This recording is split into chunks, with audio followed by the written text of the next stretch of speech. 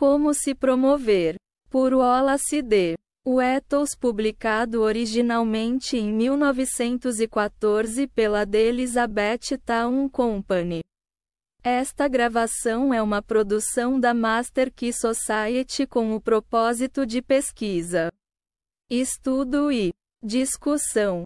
Como fazer conexões pelo editor. Este livrinho é um live wire. Faça a conexão certa com isso e o sucesso será seu. Como você deve fazer isso?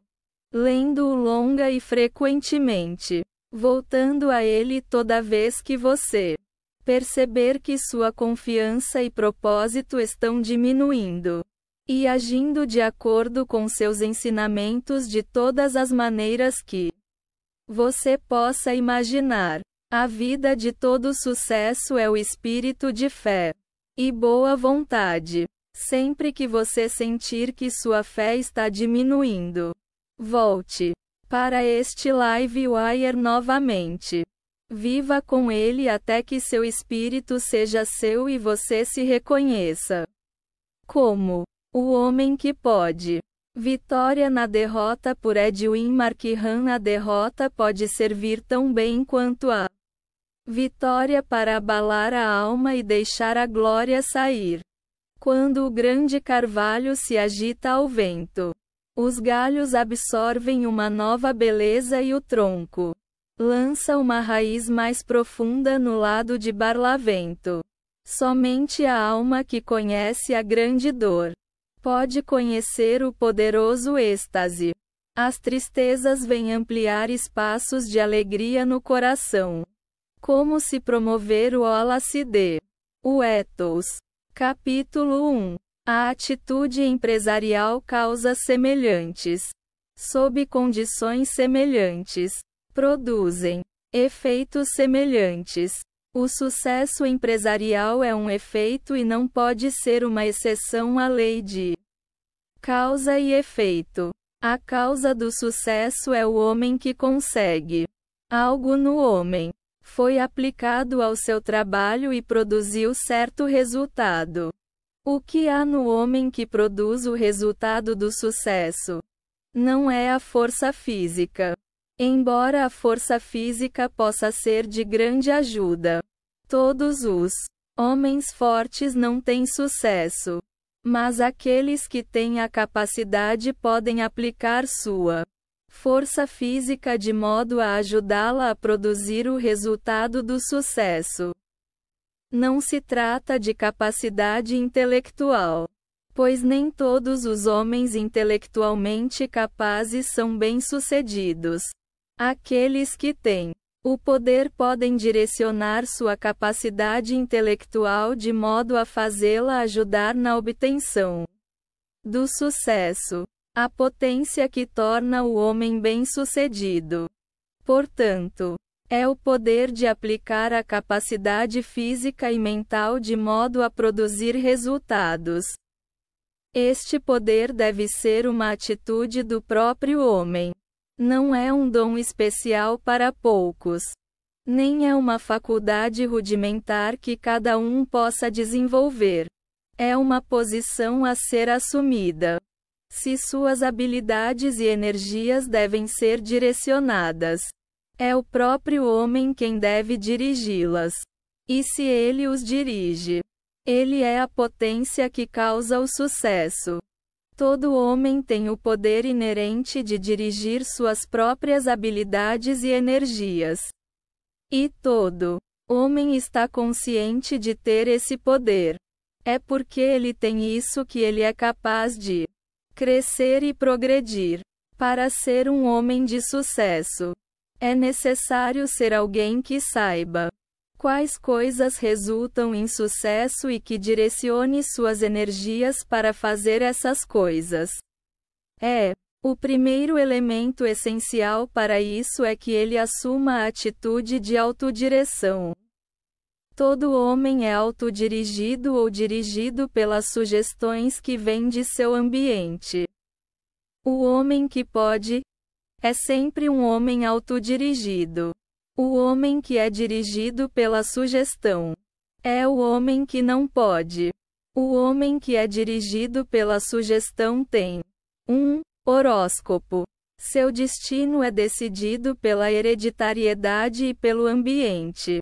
O homem autodirigido não permite que seus pensamentos sejam ditados pela hereditariedade, pelo ambiente ou pelas estrelas. Ele pensa o que quer pensar. E se seu horóscopo não lhe convém, ele faz um melhor. O sucesso empresarial depende da política empresarial. A política empresarial só pode ser formulada pelo pensamento. Portanto, o sucesso ou o fracasso de um homem depende da maneira como ele pensa. O homem dirigido só pensa os pensamentos sugeridos pelo seu ambiente. E assim ele só pode fazer o que aqueles ao seu redor pensam que ele pode fazer.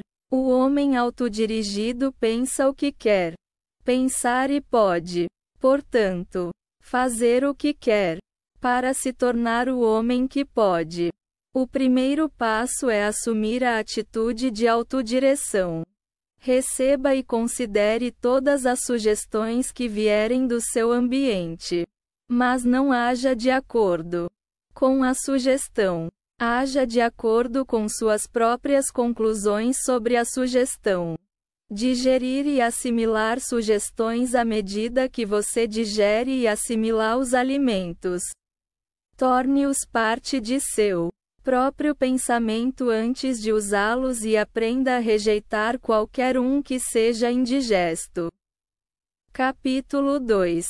O que você deseja? O sucesso é se tornar o que você deseja ser e é alcançado aplicando suas energias ao trabalho. E você aplicará suas energias na proporção exata da intensidade do seu desejo e da sua fé na sua capacidade de se tornar o que deseja ser. A intensidade do seu desejo dependerá da clareza com que você imagina o que deseja ser. Anseios vagos e indefinidos nunca exigirão o seu melhor esforço. Forme uma imagem mental do que você quer ser e de tudo o que você quer em pessoa, propriedade e meio ambiente. Pense nisso até que esteja claro e definido para você. E segure-o até que desperte um desejo intenso.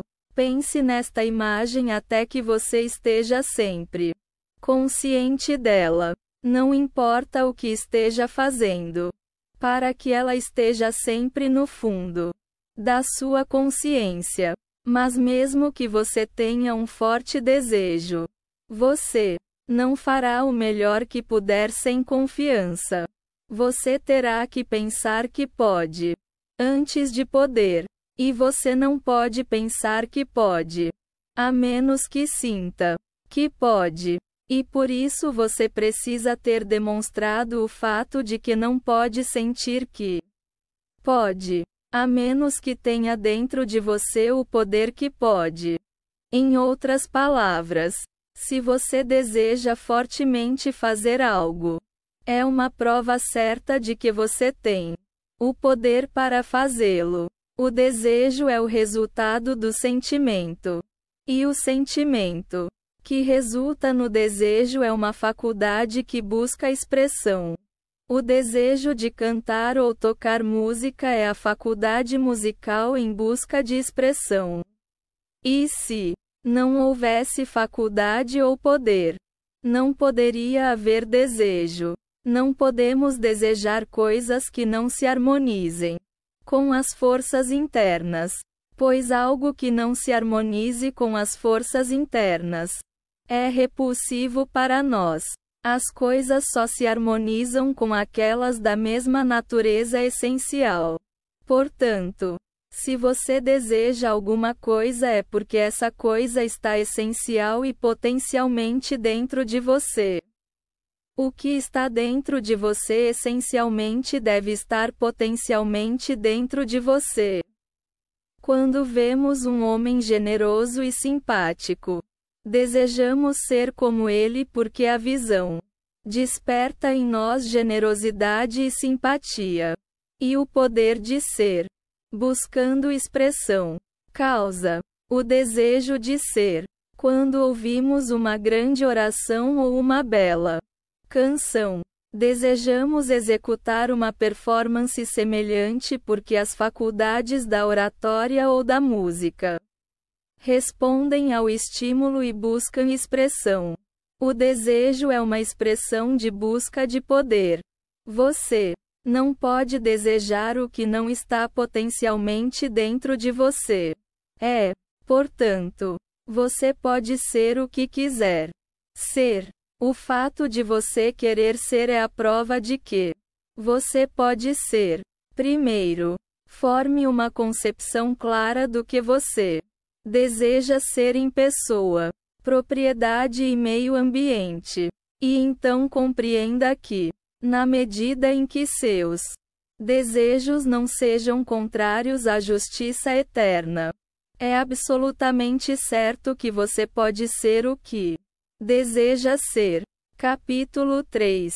Tornando-se o que você deseja que seja o sucesso é uma evolução progressiva das faculdades do homem de sucesso. Para entender isso, lembre-se que sucesso é se tornar aquilo que você deseja ser. Tornar-se o que você quer ser consiste em satisfazer seus desejos. E o desejo é o esforço de uma faculdade para entrar em ação.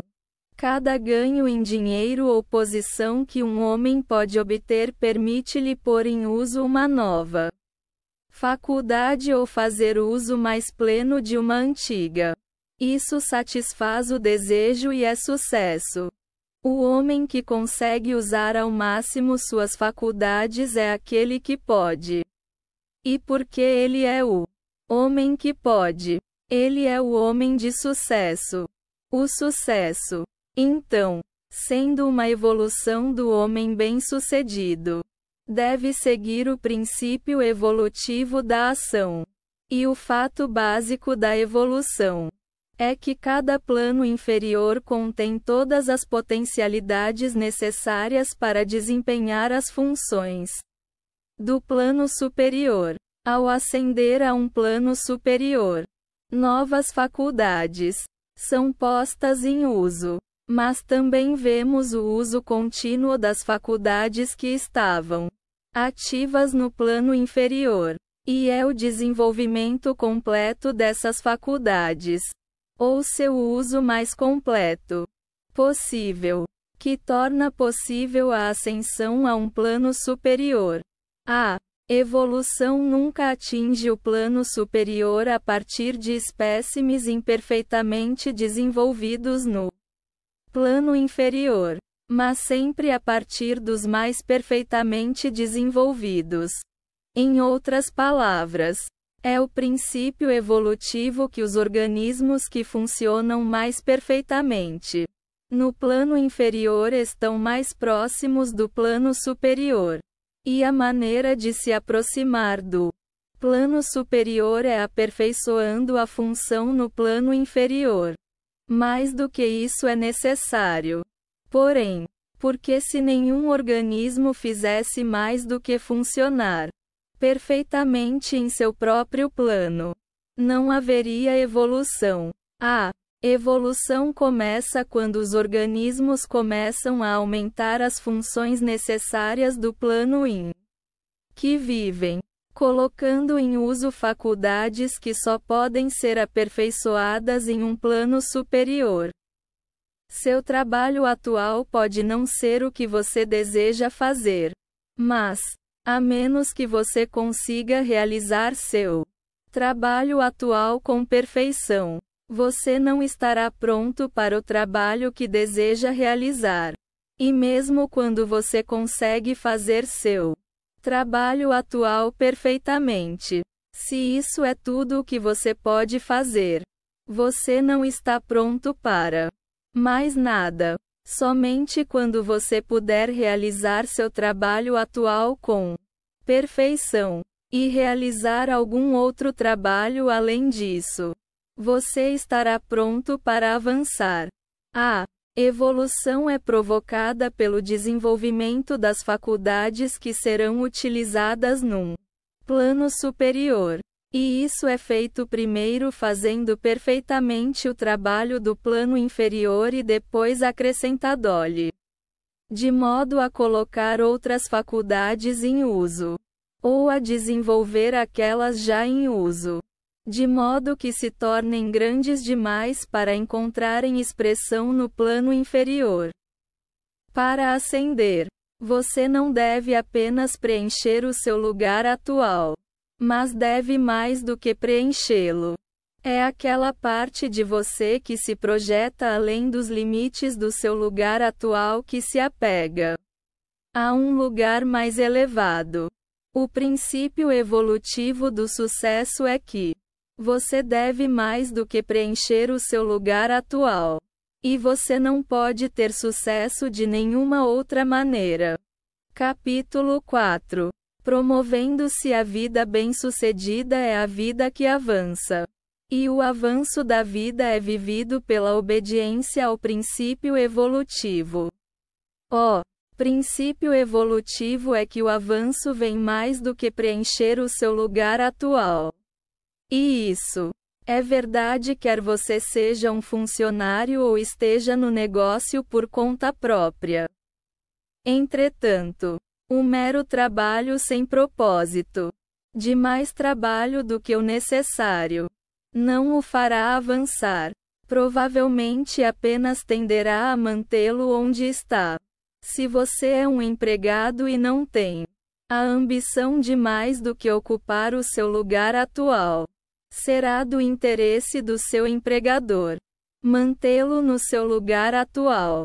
E ele provavelmente fará isso. Você deve saber o que deseja ser e deve mais do que preencher seu lugar atual com o propósito de se tornar o que deseja ser. Não faça trabalho extra com a ideia de que, ao fazê-lo, você poderá obter favores de seu empregador. Isso o colocará numa atitude servil e fora da atitude de autodireção. Não faça isso na esperança de que aqueles que estão acima de você vejam seus bons serviços e o promovam. Eles podem achar mais lucrativo mantê-lo onde está. Faça o que você faz com o propósito de se promover. Você está mais do que preenchendo seu lugar para desenvolver suas faculdades para ocupar um lugar maior. Se o seu empregador não lhe oferecer quando você estiver pronto, ofereça-se a outro empregador. Sempre há lugares para o homem avançado. Mantenha sua mente fixa no que você quer ser e mais do que preencha seu lugar atual. Sua atitude mental fará com que você veja rapidamente todas as oportunidades para melhorar sua condição. E você será competente para aproveitar as oportunidades quando elas surgirem. Não espere uma oportunidade para ser tudo o que você deseja. Seja tudo o que você pode ser hoje. E quando uma oportunidade de ser mais lhe for oferecida, aproveite-a. Não existe falta de oportunidades para o homem que vive uma vida progressista e que tem uma mente progressista. Tudo o que toca a sua vida é uma oportunidade. Se você descobrir o seu uso adequado, cada circunstância, cada infortúnio aparente, cada pessoa que você conhece, cada cachorro que late para você ou abana o rabo quando você passa, todos têm algum elemento de utilidade para você. Se você o encontrar, estude todos eles, pois são suas oportunidades. A maioria dos homens falha ao esperar por algum tipo específico de oportunidade.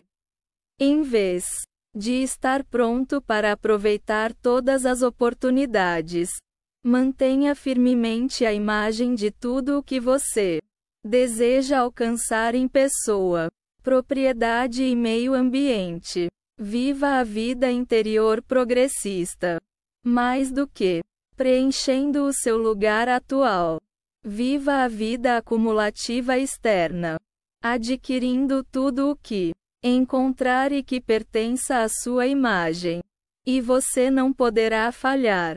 As estrelas em seus cursos lutarão por você. Seu sucesso será feito pelo princípio evolutivo, pelo poder criativo do universo. Capítulo 5. O pensamento avançante. Se você trabalha por conta própria, o princípio evolutivo do sucesso é o mesmo de se você estivesse trabalhando para outra pessoa. Você deve ter em mente o que deseja se tornar e mais do que preencher o seu lugar a cada dia. Isso não significa que você deva tentar fazer hoje parte do trabalho de amanhã. Você não tem nada a ver com o trabalho de amanhã, exceto estar pronto para ele quando chegar. Mas você deve fazer tudo o que for necessário para os negócios de hoje e algo para crescer. Em cada transação você deve manter a mente progressista. Você deve colocar o pensamento expansivo em tudo o que faz e comunicá-lo a todas as pessoas com quem você lida. Se você vende meio quilo de açúcar, faça-o pensando que o negócio do comprador é valioso porque em breve ele poderá comprar em barris. Se uma criança compra doces no valor de 1 centavo, coloque na venda o pensamento de que um dia ela comprará uma caixa de 5 libras. E em cada caso, certifique-se de que o cliente entenda a ideia. Coloque em cada venda a ideia de adiantamento para o cliente e também para você. Em breve todos sentirão que estão conseguindo pechinchas em tudo. E eles estarão certos. Se você colocar o pensamento avançado em cada transação, seus clientes o obterão em relação aos seus próprios assuntos. E eles começarão a ter mais sucesso e conectaram mentalmente o sucesso deles com você. Isto irá atraí-los fortemente para você. O melhor negócio que você pode oferecer a um homem é comunicar-lhe o pensamento avançado em relação aos seus próprios assuntos. Nenhum prêmio ou desconto é igual a isso. Quando você manda um homem embora sentindo que ele está avançando e se tornando um cliente mais valioso, você dá a ele o incentivo mais forte possível para visitá-lo novamente. Se você comunicar a ideia de avanço aos seus clientes, eles começarão a ter sucesso por causa disso. E conectando intuitivamente seus sucessos a você, eles virão até você em busca de mais poder. Você os edificará. E eles, por sua vez, edificarão você. O homem que consegue transmitir pensamentos avançados a todos os que lidam com ele não pode falhar. Ele tem exatamente o que todos procuram. Este princípio é válido quer você seja um comerciante, um artista, um profissional, ator, cantor, não importa o que aconteça. Você pode mais do que preencher o seu lugar, investindo tanto em cada ato que ele mais do que preencherá o seu lugar, para que seus clientes ou público saibam que estão fazendo uma pechincha. Não é a quantidade ou a qualidade dos produtos que constitui uma barganha. É a sensação de avanço ou aumento. O elemento básico do sucesso nos negócios é, portanto, manter o pensamento e a atitude mental de progresso. E mais do que preencher o seu lugar atual. E você mais do que preenche o seu lugar fazendo o seu trabalho de tal forma que aqueles que lidam com você tenham consciência de serem promovidos por você. Pelo estudo e aplicação do princípio evolutivo, o sucesso torna-se uma certeza e o fracasso torna-se impossível. Capítulo 6. A lei da opulência. A menos que um homem nasça de novo, ele não pode ver o reino de Deus. Ao viver a nova vida, o primeiro elemento essencial é abandonar a ideia de concorrência e de oferta limitada. Muitas pessoas que se consideram praticantes do novo pensamento nunca conseguem fazer isso inteiramente. A concorrência nos negócios tem origem na ideia de uma oferta limitada. Ela surge da suposição de que, por não haver o suficiente para todos, os homens devem completar-se uns com os outros pelo que existe. Muitas pessoas que têm uma compreensão parcial do novo pensamento ainda supõem que é necessário que alguns sejam pobres para que outros possam ter o suficiente. E acreditam que a riqueza só é possível para aqueles que têm capacidade superior, ou o poder de atrair para si, eles próprios, uma parcela maior da oferta limitada. Essas pessoas tentam aplicar os novos princípios de pensamento no plano competitivo. E o fazem com bastante sucesso. Tentam desenvolver um poder de atração superior, injetando novos motivos e nova energia nos métodos empresariais competitivos. Eles afirmam: eu sou o sucesso, acreditando o tempo todo que só poderão ter sucesso porque 95% de todos os outros fracassam. A maioria dessas pessoas competitivas do novo pensamento alcança uma grande medida de sucesso, porque sua fé lhes dá a energia, o impulso e o otimismo necessários em negócios competitivos. A confiança nascida de sua crença faz com que a maioria de suas ações sejam ações bem-sucedidas. Sua aplicação parcial das novas ideias de pensamento torna-os concorrentes excepcionalmente capazes, e atribuem o seu sucesso ao poder do pensamento e à afirmação, quando na verdade é quase puramente competitivo. Este chamado novo pensamento é, na verdade, apenas a forma mais elevada e mais completamente aperfeiçoada do antigo pensamento. Afinal, ele só vê o reino de César. Não tem concepção do reino de Deus. Todos os resultados finais mostram que estas novas pessoas de pensamento são apenas uma parte do reino de César. Suas fortunas flutuam. Eles enfrentam perdas e seus negócios entram em pânico. A sua prosperidade é marcada por períodos de adversidade. A sua sensação de segurança é mera autoconfiança. No fundo do subconsciente, eles sempre carregam o germe do medo secreto. Ninguém poderá estar totalmente livre do medo se reconhecer quaisquer limitações na oferta. Pois se não houver o suficiente para todos, sabemos que a nossa vez poderá chegar a qualquer momento.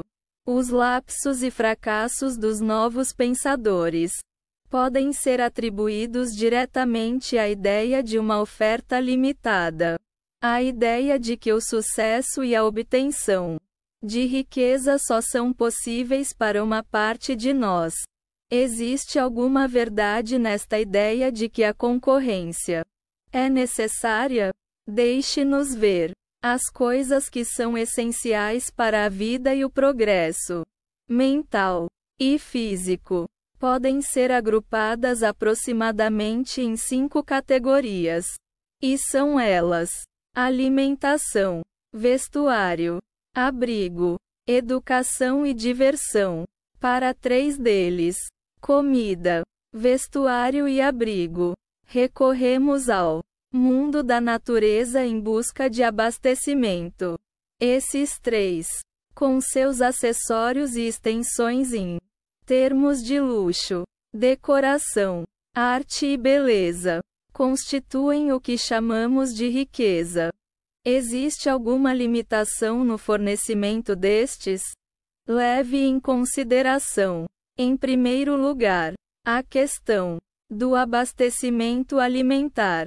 Neste país ainda não começamos a sondar as possibilidades da agricultura intensiva, fazendo crescer 4 folhas de erva onde antes crescia uma.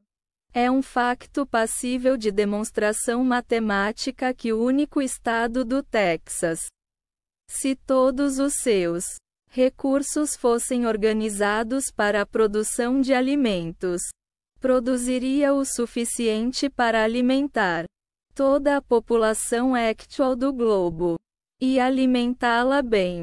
Nossos produtos alimentícios variam do trigo nas Dakotas ao arroz na Carolina, desde frutas do norte, em Michigan até laranjas na Califórnia e na Flórida.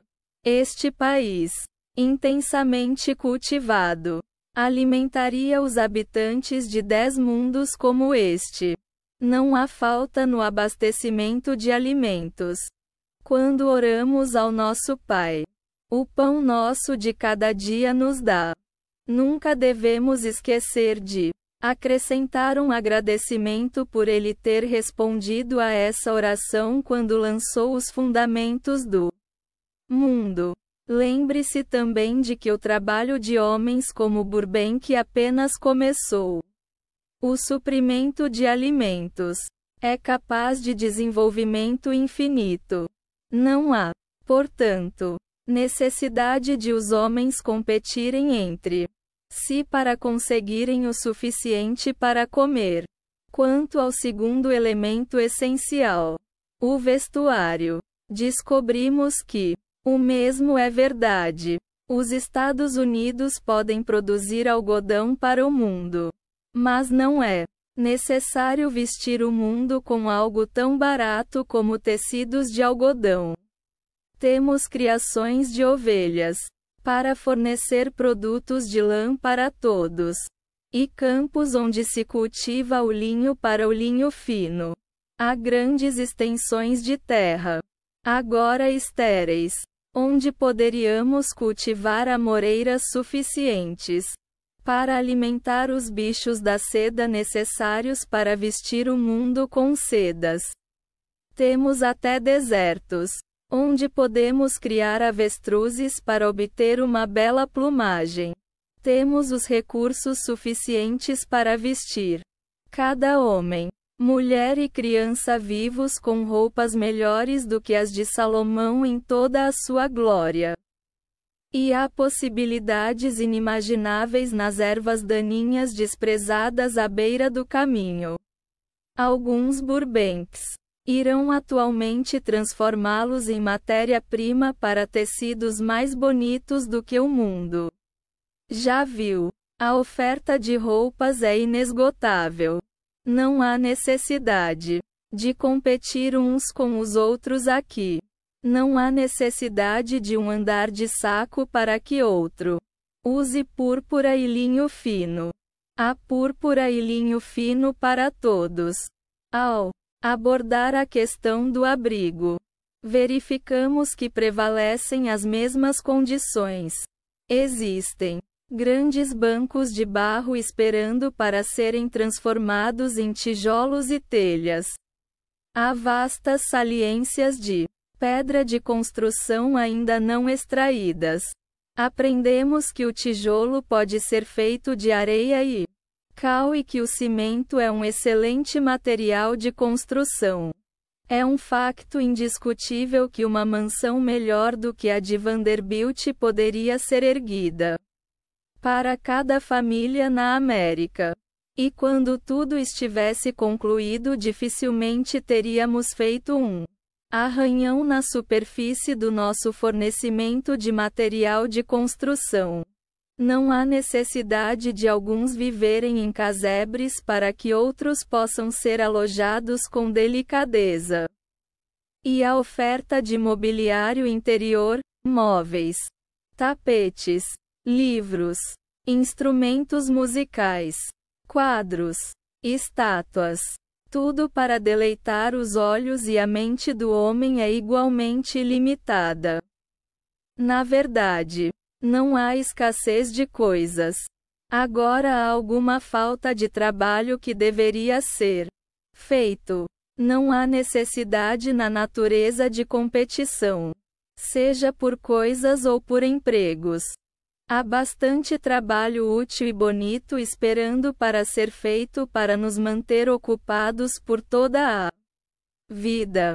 E talvez seja bom salientar aqui que não há falta de oferta de produtos acabados porque a mão de obra não é suficientemente produtiva para acompanhar o ritmo da procura. A maquinaria moderna resolveu o problema da produção. A força de produção do trabalho foi multiplicada por 600 em pouco mais de uma geração. Ao fazer pregos, por exemplo, um homem faz o trabalho que exigia 1000 homens há 100 anos. E o mesmo é aproximadamente verdade em todos os ramos da indústria. E o fim do aumento da produção de energia ainda não chegou. Não há nada em que não seja possível melhorar ainda mais. 6 horas de trabalho por dia. Por todos nós. Produziriam tudo o que todos poderíamos usar, incluindo todos os luxos conhecidos. Com tanta abundância no todo. Não precisamos competir por uma parte. Não precisamos pensar no amanhã. Não precisamos experimentar pânico ou reveses. Precisamos apenas buscar o reino de Deus e suas relações justas uns com os outros. E todas essas coisas nos serão acrescentadas. E o que é o reino de Deus? Capítulo 7. Para transmutar a competição. Aqui compararei o reino de Deus. É como o fermento que uma mulher pegou e escondeu em 3 medidas de farinha, até que tudo ficou levedado. O reino de Deus está na natureza como o fermento na farinha, em todos e através de todos. Inclui toda a natureza. Pois Deus é a causa da natureza. E quando a natureza é perfeitamente natural, existe o reino de Deus em toda a sua plenitude. Se Deus é a mente da natureza, então, não pode haver expressão mais perfeita de Deus do que na naturalidade da natureza. O reino de Deus inclui toda a vida, pois Deus é a própria vida. E quando a vida é vivida de forma perfeitamente natural, existe o reino de Deus em toda a sua plenitude. Pois não pode haver expressão mais perfeita de Deus do que viver a vida de maneira natural. E isto leva-nos à questão: como pode a vida ser vivida de forma natural? Viver a vida consiste em avançar continuamente para mais vida. Deixe cair uma semente no centro de um campo. A vida na semente torna-se imediatamente ativa. Deixa de simplesmente existir e começa a viver.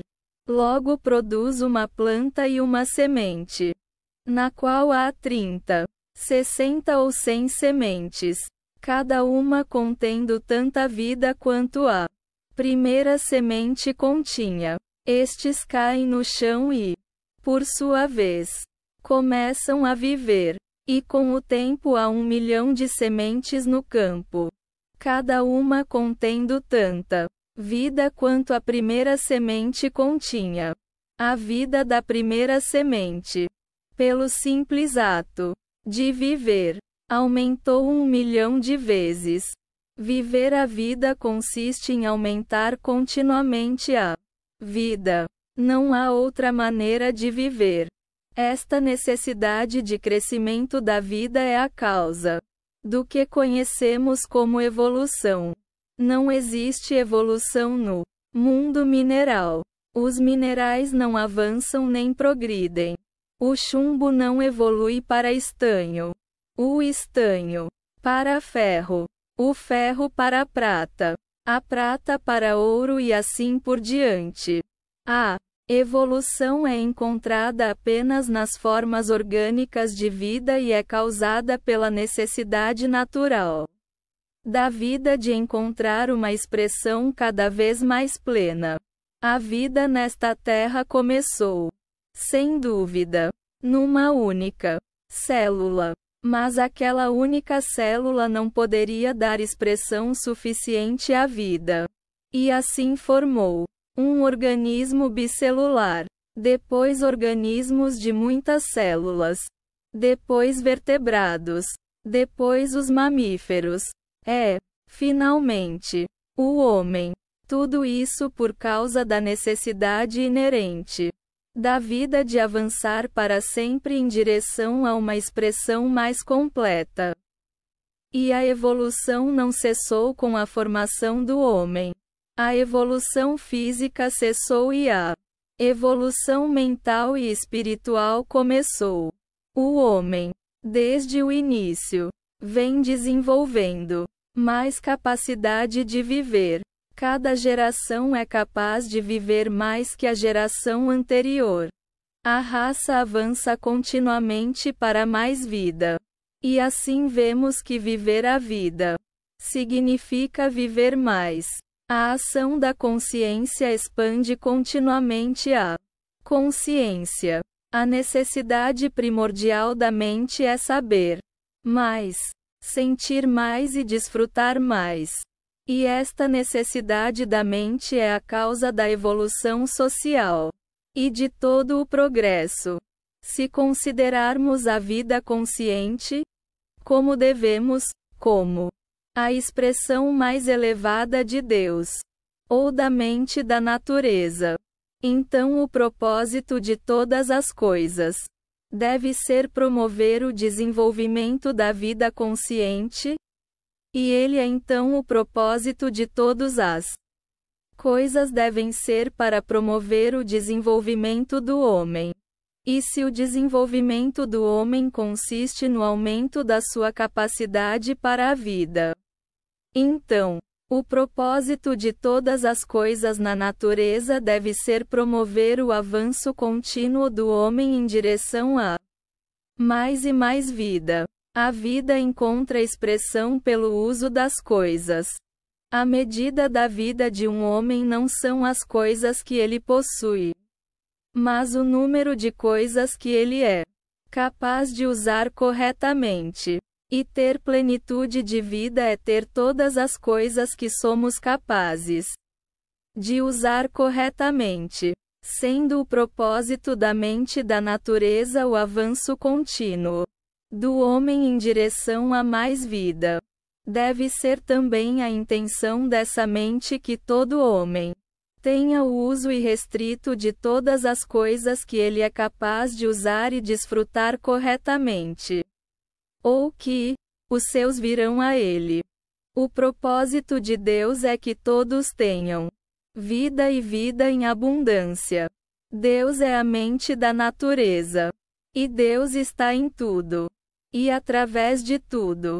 Portanto, a mente, ou inteligência de Deus, está em todos e através de todos. Como o fermento na farinha. O desejo de progresso é um fato fundamental na ação da mente. Portanto, o desejo de progresso está em todos e através de todos. Todas as coisas desejam o progresso de cada homem. Se um homem deseja alguma coisa boa para viver sua vida mais plenamente, essa coisa também o deseja A mente das coisas responde à mente do homem quando o homem deseja progresso.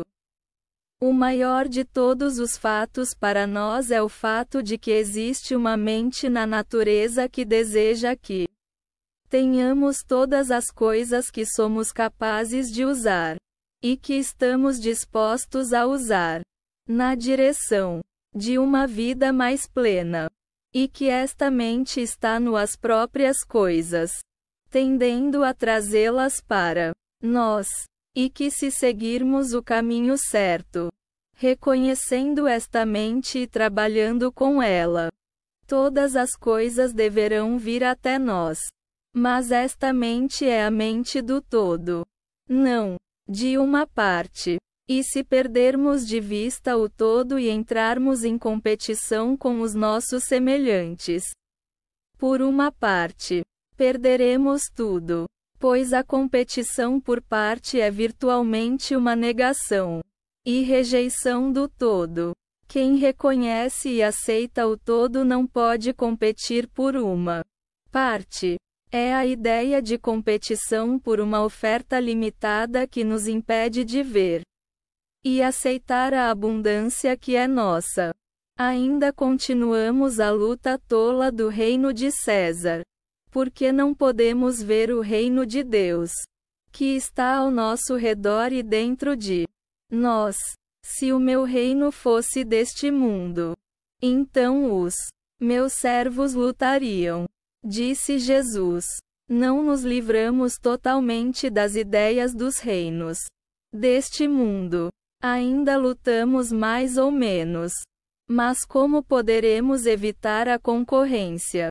Quando todo o mundo empresarial segue o método de competir por uma oferta limitada? Como podemos conseguir trabalho sem competir por empregos? Podemos ter sucesso em um mundo competitivo sem competir? Devemos retirar-nos do mundo e formar sociedades comunistas? Certamente não. Tentar isso é falhar. Uma comunidade comunista é um corpo de pessoas que não competem entre si, mas competem com todos os outros. Nenhuma comunidade pode ser completa em si mesma sem limitar grandemente os seus membros nos meios de vida. E fazer isso é derrotar o fim almejado. E se não for completo em si mesmo, satisfazendo todas as suas necessidades, deverá competir com o mundo exterior pelo que lhe falta. E é isso que procuramos evitar. Nenhuma separação entre a parte e o todo resolverá de forma alguma o problema. Esquema comunitário é inconveniente, antinatural e impraticável. Devemos estabelecer o socialismo e a comunidade cooperativa? Não podemos fazê-lo, porque o socialismo e a comunidade cooperativa são coisas do todo e só podem ser estabelecidas pelo todo. Na realidade, a comunidade cooperativa nunca poderá ser estabelecida. Ela deve estabelecer-se a si mesma, e poderá levar muito tempo para o fazer.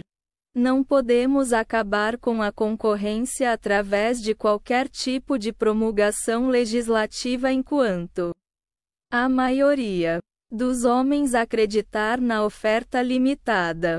Por isso temos de continuar a operar no actual sistema e, ainda assim, deixar de competir. Nós podemos fazer isso? Sim. Mas como? Capítulo 8. Homem e dinheiro? Eu vim para que tenham vida. Para que eles possam tê-lo em abundância. Deus, a mente da natureza, produz a abundância da natureza com o propósito de prover o desenvolvimento do homem. Não de alguns homens, mas do homem. O propósito da natureza é o avanço contínuo da vida. E como o homem é a personificação de Deus e a forma mais elevada de vida, O propósito da natureza deve ser o avanço contínuo de cada homem para uma vida mais abundante. Aquilo que busca o progresso de cada homem não pode tirar nada de nenhum homem. Portanto, ser um com a mente da natureza é buscar o avanço de todos às custas de ninguém. Procurar obter para todos o que se deseja. Obter para si mesmo. Isto deve tirar-nos completamente do pensamento competitivo. O que quero para mim? Quero para todos. É a declaração de independência dirigida ao sistema competitivo. Nosso Pai, dá-nos. Essa é a oração do avanço da vida. Esta declaração e oração estão em uníssono com a mente da natureza. O homem que assim declara e assim ora é mentalmente um com tudo o que vive. Deus, a natureza e o homem. E esta é a expiação. Ser mentalmente um com a mente das coisas torna você capaz de registrar seus pensamentos nessa mente, e também seus desejos.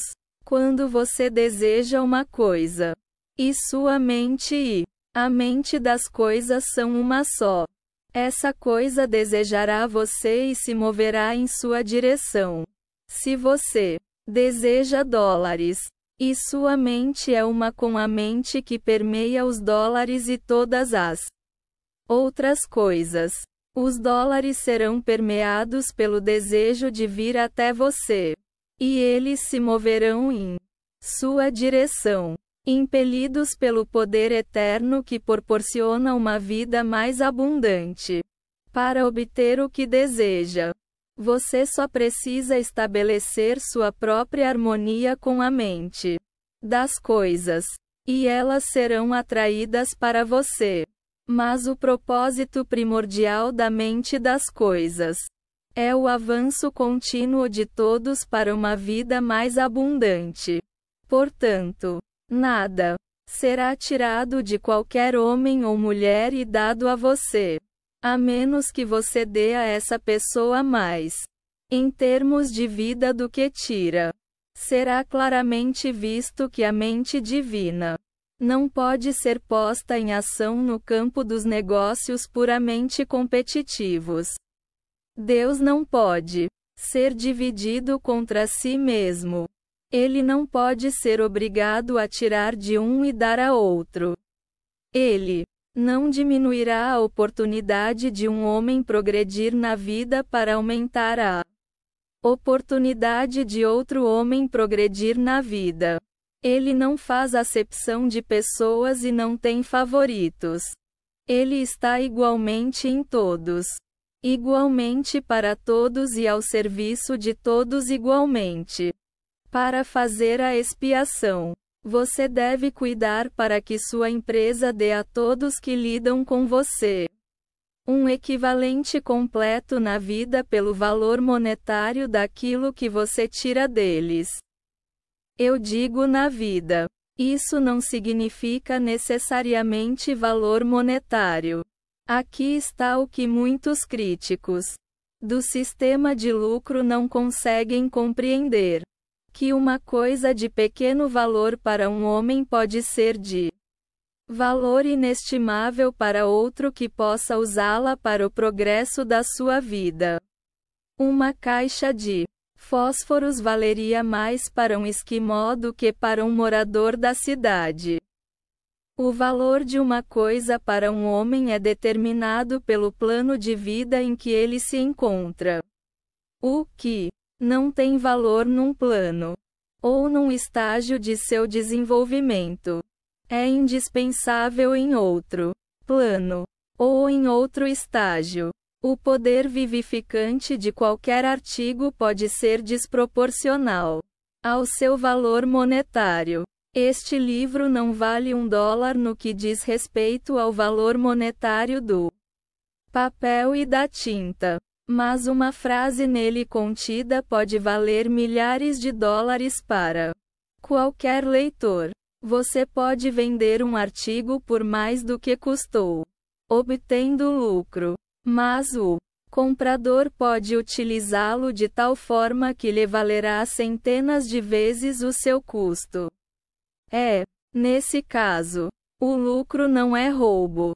Veja se o seu negócio atende a esse requisito fundamental. Esse é o primeiro passo. Quando você tiver feito isso, você se tornará um com a inteligência da natureza que está trabalhando por mais vida para todos. Você está trabalhando junto com ele. Como diz São Paulo, você e seu pai são um.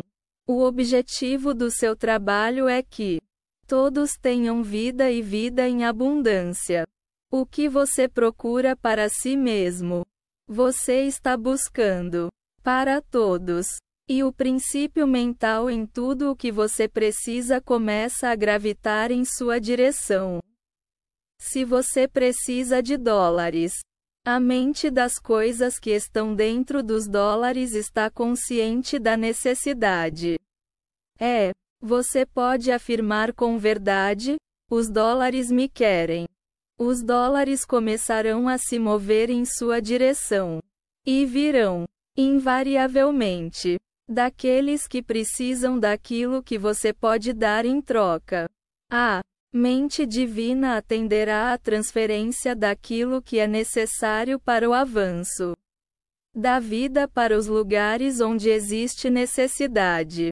Isso se aplicará não apenas a tudo o que você precisa para manter seu negócio funcionando, mas a tudo o que você é capaz de usar para ter uma vida mais plena. Nada de bom será negado a você.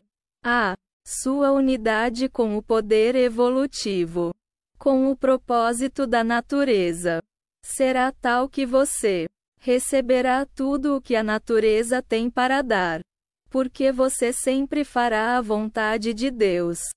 Todas as coisas são suas e você não precisa competir com ninguém.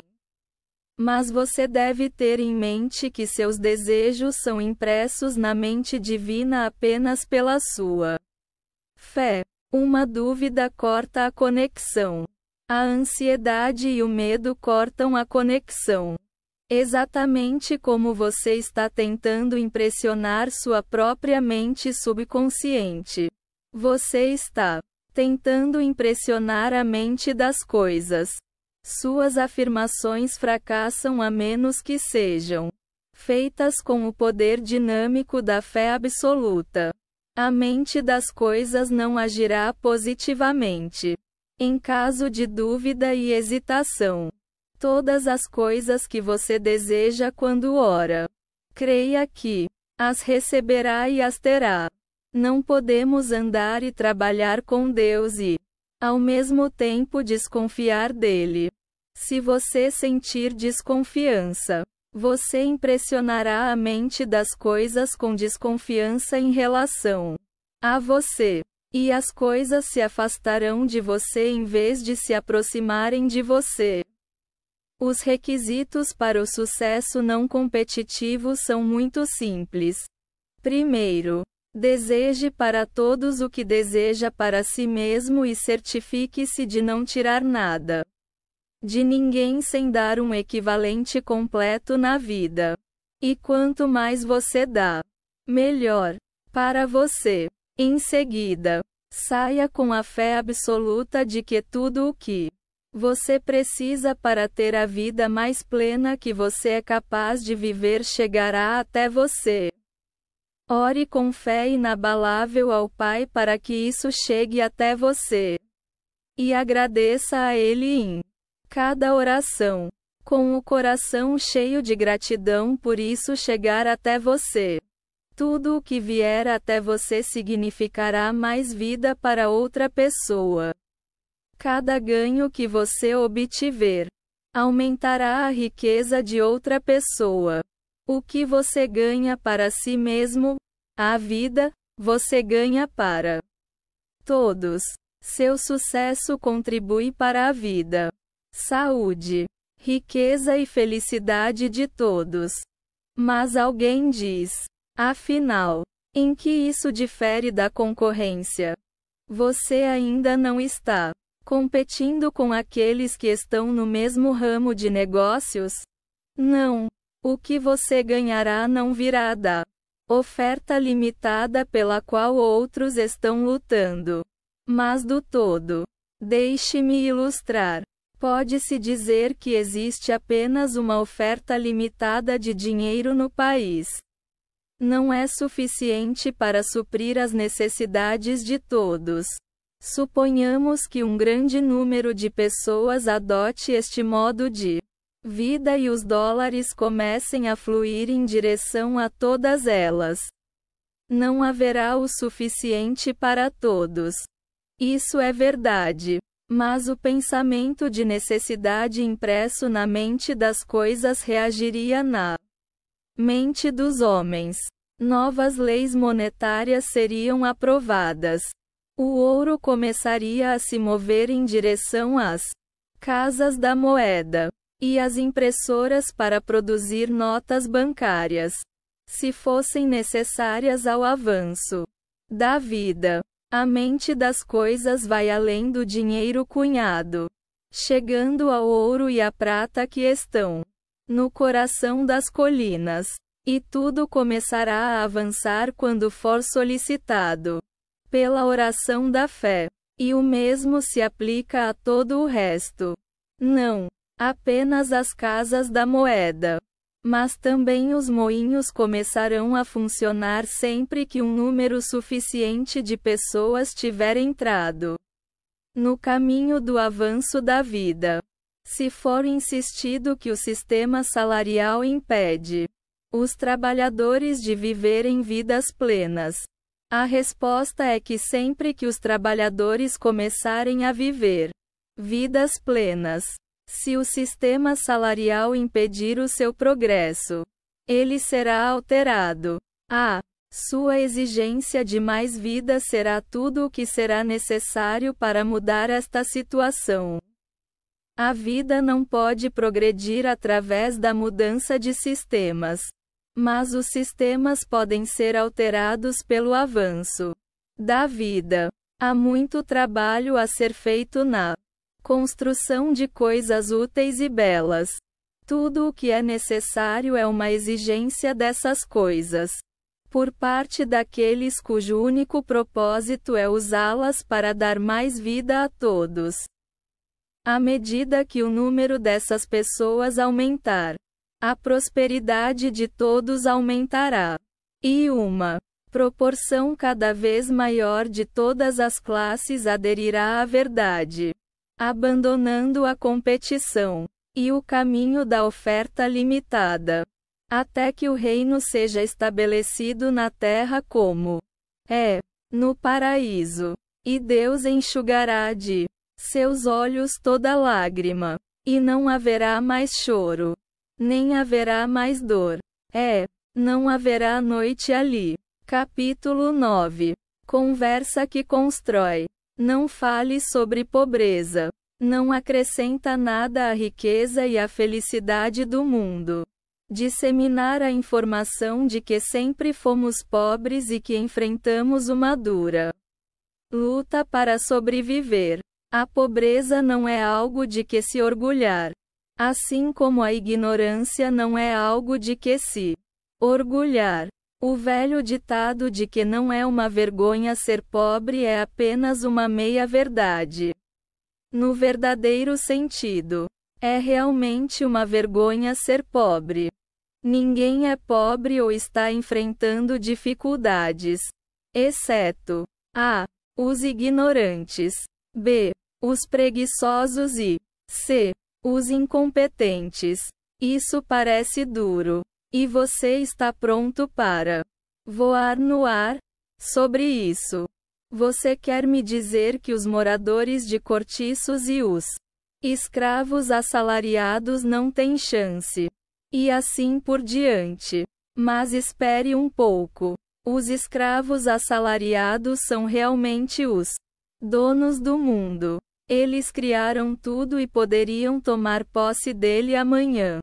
Se quisessem. Eles podem começar a qualquer momento a usar as fábricas para fazer coisas para si próprios, em vez de entregar riqueza aos seus senhores. Mas eles não fazem isso porque são ignorantes demais para saber que este é o seu mundo. B. Demasiado preguiçoso intelectualmente para pensar e, assim, descobrir que este é o seu mundo. C. Incompetentes. Porque não pensam. A preguiça intelectual é o que mantém as massas oprimidas. Aqueles que trabalham arduamente e voluntariamente de outras maneiras evitam o esforço do pensamento sustentado e consecutivo. E por quê? Permitem que outras pessoas pensem por eles. São escravos. As massas serão escravas assalariadas enquanto os teatros de 5 centavos estiverem lotados e as bibliotecas públicas desertas. Digo-vos isto porque quero deixar-vos clara a futilidade de falar de pobreza. Falar sobre pobreza e condições adversas apenas levará as pessoas a correr para os espectáculos baratos e a tentar de outras formas afogar as suas misérias em prazeres temporários. Quanto mais você fala e pensa sobre seus momentos difíceis, mais você estará inclinado a procurar algum narcótico mental para atenuar o seu sofrimento. E mais tempo você sofrerá. Não pode ser concebida uma maneira mais segura de manter as massas pobres do que escrever e falar continuamente sobre a sua pobreza. Fale sobre o bom momento que está chegando. O bom momento está chegando. E a rapidez com que ele chega é exatamente proporcional ao número de pessoas que pensam e falam sobre ele.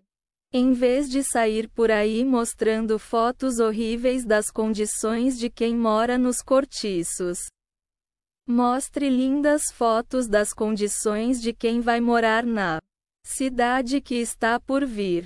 Se você conseguir inspirar uma pessoa a trabalhar na cidade que está por vir, terá feito mais bem do que poderia ao enviar 10 pessoas com pomadas e curativos para aliviar a angústia existente, em vez de lutar contra o trabalho infantil e as más condições fabris.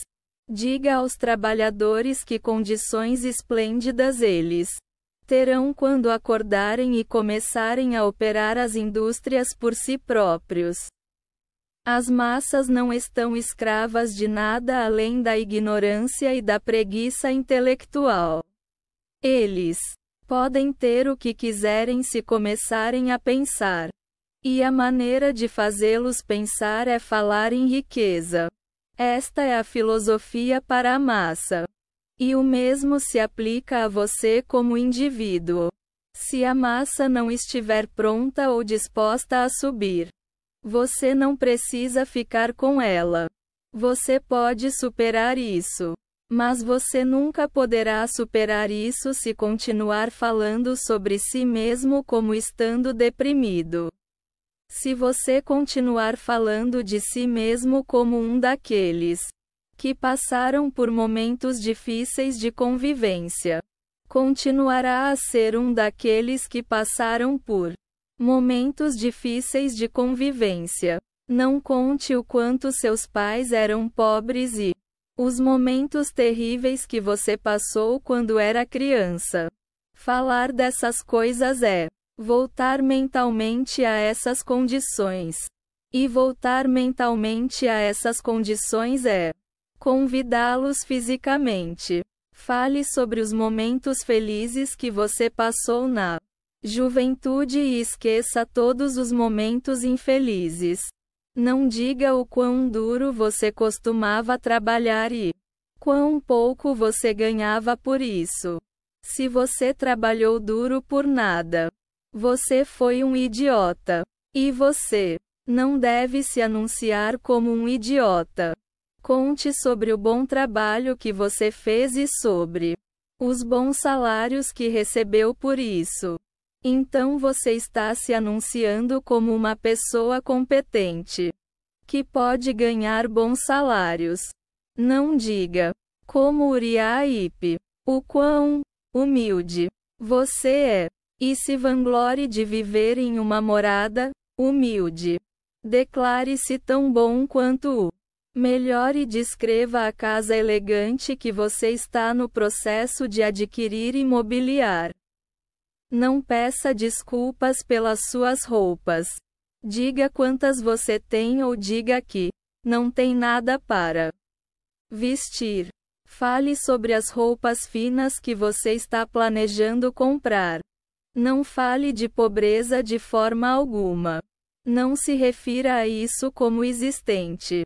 Toque riqueza. Espero que você tenha gostado desta apresentação e lembre-se de se inscrever para receber notificações das próximas gravações.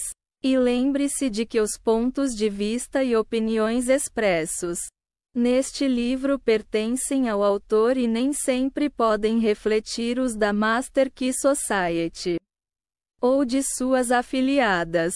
Esta gravação é uma produção da Master Key Society. O vídeo e o áudio são protegidos por Copyright 2023. Master Key Society.